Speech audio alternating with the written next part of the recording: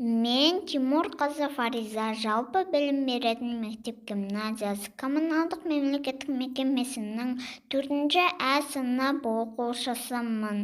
Жазғы демалысым өте керемет болды. Атам, әжем, апам, бәріміз Нұр-Сұлтан қаласына бардық.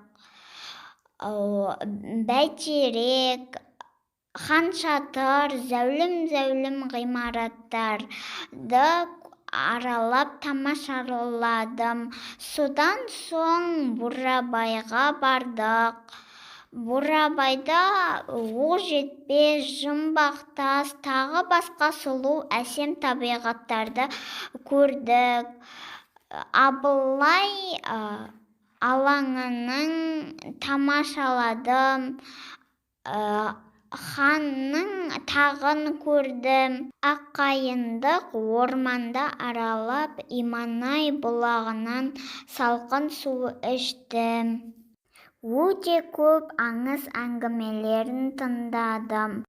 Ауылға келгеннен кейін Каспий теңізінің жанында орналасқан Тетес-Білу демалыс орнына бардым.